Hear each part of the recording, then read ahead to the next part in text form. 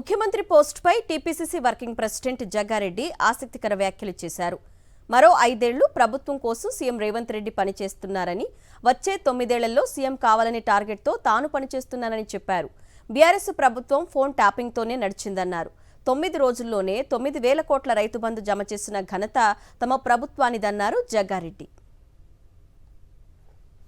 10 సంవత్సరాల కాలంలో బీఆర్ఎస్ గవర్నమెంట్లో కేసీఆర్ కుటుంబము, ఆ రోజుల వాళ్ళ ఇంటెలిజెన్స్, వాళ్ళ టాస్క్ ఫోర్స్ వాళ్ళు చేసిన పని ఏందయ్యా అంటే, మన కాంగ్రెస్ పార్టీ మీద నిఘా ఏంటంటే, జగ్గారెడ్డి ఏం చేస్తున్నాడు, ఎవరితో మాట్లాడుతున్నాడు, రేవంత్ రెడ్డి ఏం చేస్తున్నాడు, ఎవరితో మాట్లాడుతున్నాడు, ఉత్తమ్ రెడ్డి ఎవరితో మాట్లాడుతున్నాడు, లేదా కోమటిరెడ్డి వెంకటరెడ్డి ఎవరితో మాట్లాడుతున్నాడు, ఇంకా చాలామంది సీనియర్స్ మా ఫోన్లు కూడా ట్యాప్ చేస్తున్నారు అని అన్నారు.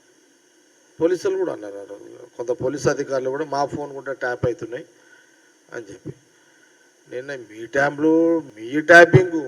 ట్యాపింగ్ అందరి ట్యాప్ చేసుకుని ఏం చేసుకుంటాడు రా నాయన కేసీఆర్.